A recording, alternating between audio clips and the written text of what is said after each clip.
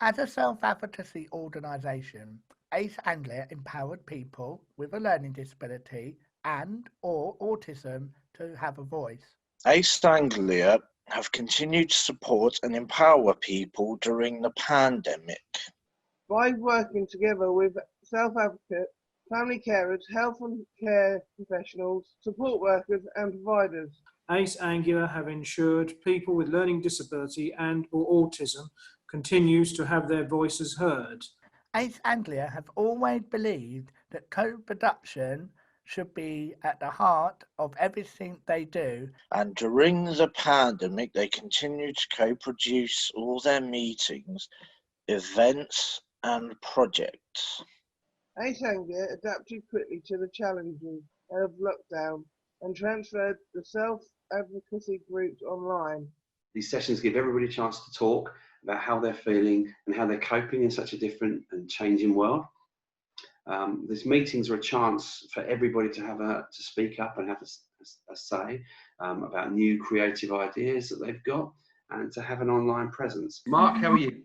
Yeah, not been too bad. Been all right. I think this week. I'll have to say.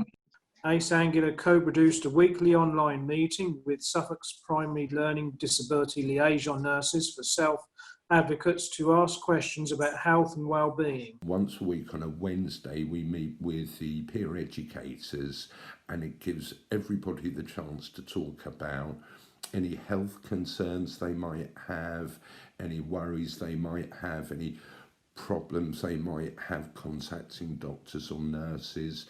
And it also gives us a chance to explain how things are being done slightly differently now. The liaison nurses have been really supportive with feedback and info. They help you if you have any questions to do with the doctors, and if you've got any questions for the doctors about health and related issues and things like that.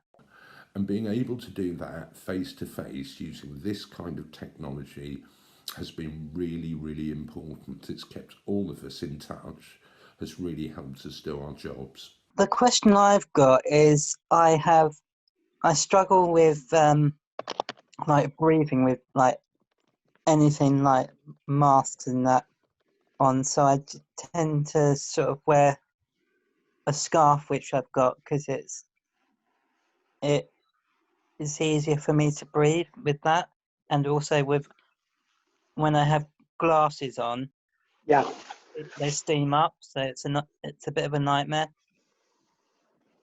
So it's absolutely fine to use anything just to cover your mouth. The meeting has evolved and have a different topic every week, picked by the self-advocates and guest health professionals.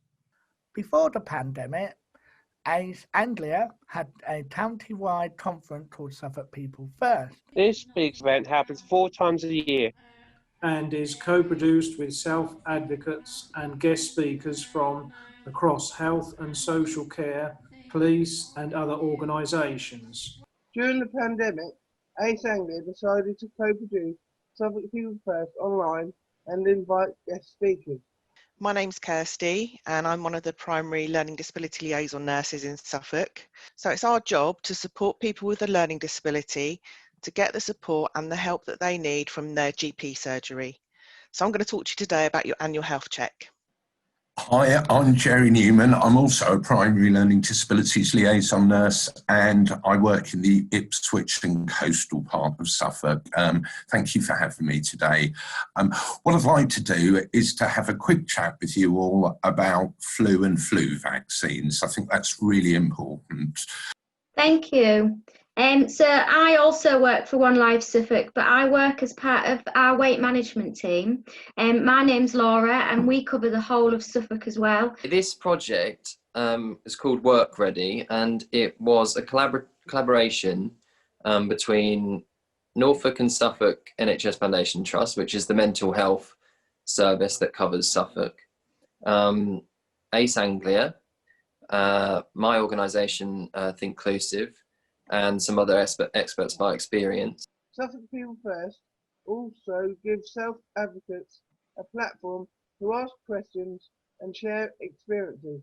Okay, so we're going to have a look at some health experience stories now, and have a chance for any of you to share your own, as we know these have been very different times to live through. Charlie, you've got something to say.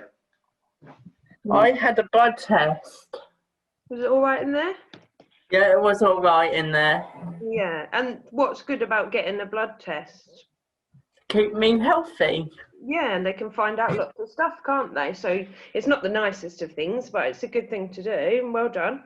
So mental health has been quite interesting because I went through a time when I was going on a phone call with the mental health team, and apparently they only did things with COVID. So when it came to me doing stuff for my own experiences of life and what's been going on, things hadn't been easy when you go through tasks, because if you're doing tasks over the phone, it's not easy. So they said, okay, we'll put you on to a face-to-face one. I'm not able to go on to a face-to-face one, even if it's online. Had so much things I'd planned, and then it all fall in place because we couldn't go out and do things. That's right. Yeah. Well, that's why we'll share my experience, what everybody else is saying on there earlier. Yeah, thanks, Patrick. This pandemic had highlighted the importance of continuing to work together in co-production to ensure everyone has an equal voice and no one is forgotten.